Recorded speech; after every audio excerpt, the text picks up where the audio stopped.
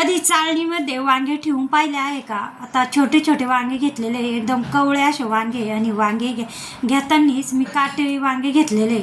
आता वांगे घेताना कवळे घेतले म्हणजे त्याच्यात बी लागत नाही, आणि बी असलं की ते वांगे खायला चांगले लागत नाही, म्हणून मी असे कवळे छोटे छोटे वांगे घेतलेले, काटेरी मस्त असे. आता हे कापून घेतलेले वांगी फोड केलेली आहे, त्याच्यात काही कीड असली तर ती पाहून घेतली आणि पाण्यामध्ये टाकले. पाण्यात थोडंसं मीठ टाकलं, मिठाच्या पाण्याने वांगे काळे पडत नाही म्हणून मीठ टाकलेलं आहे पाण्यामध्ये. आता वांगे कापून पाण्यात ठेवलेले मिठाच्या. आता तेवढ्या वेळेत मग काय केलं की कढईमध्ये शेंगदाणे भाजून घेतले. आता याच कढईत आपल्याला भाजी बनवायची, मग तीच कढई शेंगदाणे भाजून घेतले. शेंगदाणे भाजतानाही मी कमी गॅसमध्ये भाजलेले आणि तिळही कमी गॅसमध्येच भाजलेले. आता याच्यामध्ये जे शेंगदाणे तीळ आपण अजून काही भाजत आहो ना, त्याला अजिबात कच्चापणा ठेवायचा नाही, कारण आपल्याला चाळणीतले वांगे बनवायचे म्हणून. आता हे थोडंसं सुक्कं खोबरं घेतलं, तेही असं चांगलं भाजून घेतलं. आता या काही लाल मिरच्या वाळलेल्या त्या घेतलेल्या आहे मी, जवळजवळ 5 ते 6 त्या पण भाजून घेतल्या. त्याच्यातच एक कांडी लसणाची घेतली, ती सोलून घेतली. लसूणही असा छोटे छोटे डाग पडूस तर भाजून घेतलेलं आहे. आता हे सगळं जे भाजून घेतलेलं आहे ना, सगळं कमी गॅसमध्ये भाजलेलं आहे.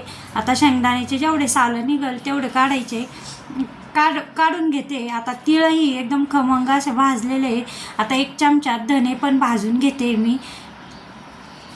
आता याच्यामध्ये धने आणि सुकं खोबरं त्याचे छोटे छोटे तुकडे केले, आधी ते काढून घेतलं. आणि तेही आता हे सगळं जे वाटण बनवायचं आहे ते पाणी न घालता वाटायचं आहे आता सगळ्याचा.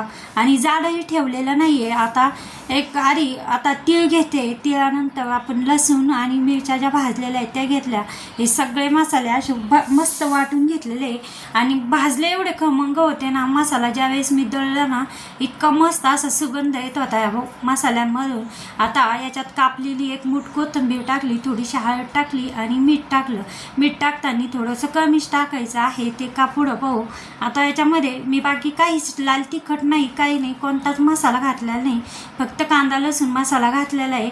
आणि आता हे जे आहे कांदा लसूण मसाला, आणि त्यानंतर 1 चमचा मी यामध्ये तेल घातलेलं आहे, आपलं गोड तेल असं भाजीचं तेल, ते घातलेलं आहे. यामुळे मसाल्याला थोडासा ओलचटपणा येतो त्याला, मग पाण्याऐवजी मी तेल घातलेलं आहे. एकदा एक वेळेस नक्कीच बनवून बघा. तेल या पद्धतीने वांग एकदम मस्त असं बनवायला सोपं आणि खायला इतकं चविष्ट असं लागतं की चाटून पुसून खायला एवढी, कारण इतकी छान भाजी सगळ्यांना आवडली होती, इतकी मस्त अशी भाजी झाली होती. आता हो जो मसाला आहे ना, तो सगळा वांग्यामध्ये जेवढा बसेल तेवढा असा दाबून घालायचा आहे.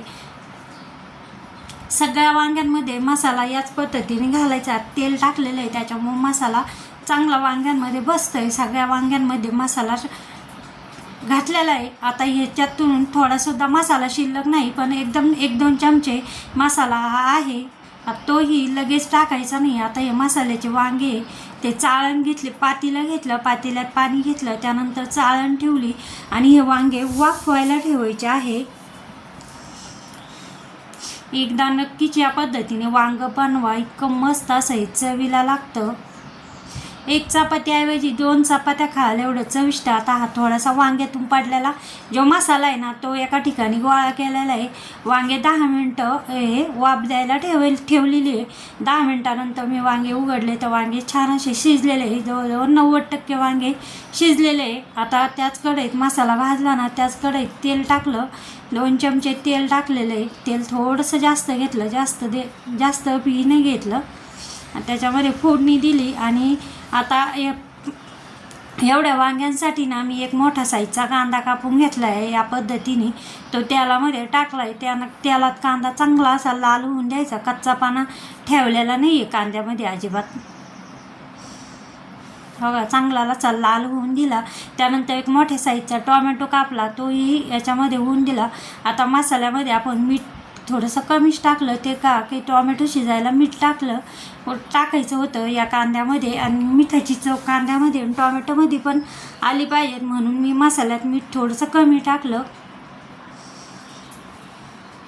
आणि आता हा जो शिल्लक मसाला होता ना तोही याच्यामध्ये टाकला. टॉमॅटो थोडासा शिजायला लागला मिठामुळे लगेच, आणि तो मसाला होता ना तो टाकला. आता याच्यात मसाले शिजायला मी जवळजवळ याच्यामध्ये 1 ग्लास पाणी टाकते. मसाल्याला छान असं पाणी टाकल्यानंतर तेल असं सुटलं. हे उकड घेतलेले वांगे, चाळणीतले वांगे आहे ते एक मी हे मसाल्यामध्ये टाकलेलं आहे. थोडंसं 1 ग्लास पाण्याचं 1.25 ग्लास पाणी झालं, आणि मग या वांग्यांमध्ये वांगे या मसाल्यामध्ये टाकले. आता याच्यातला मसाला निघू नये म्हणून आता हे सगळे वांगे हलवताना एकदम व्यवस्थित असे हलवून घेतलेले, अलगद हाताने हलवलेले, म्हणजे वांगे तुटल्याही जाऊ नये आणि मसालाही त्याच्यातला निघू नये म्हणून. आता मसाला का भाजून घेतला आहे, म्हणजे मसाल्याचा कच्चापणा अजिबात, कारण चाळणीतले वांगे आपण केलेले म्हणून मसाला भाजून घेतलेला आहे चांगले सगळे मसाले. नाही बघा, थोड्या वेळ झाकण ठेवून उकळून दिले. आता भाजी शिजते तेवढ्या वेळ चपात्या बनवून घेतल्या, आणि एकदम ताज्या ताज्या चपात्यासोबत इतकी मस्त अशी चविष्ट वांग्याची भाजी लागली. आता वांग एकदम कमी गॅसमध्ये मी शिजून घेते. त्याला छान असं तेल सुटतं, मग किती कमी तेल टाकलं तर छान असं तेल सुटतं.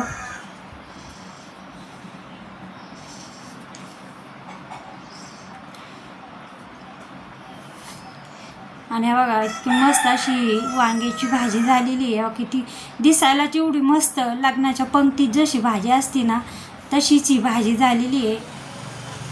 बघा इतके छान अशी वांगे छान असे शिजलेले आहे, आणि दिसायलाही एकदम मस्त अशी लाल तिखट काही न टाकता एकदम मस्त अशी भाजी दिसत आहे. एकदम साध्या सोप्या कमी साहित्यामध्ये केलेली. एकदा नक्कीच बनवून बघा, नक्कीच बोटात चाटत सगळे खातील एवढी चविष्ट अशी वांग्याची भाजी झालेली आहे. चाळणीतले वांगे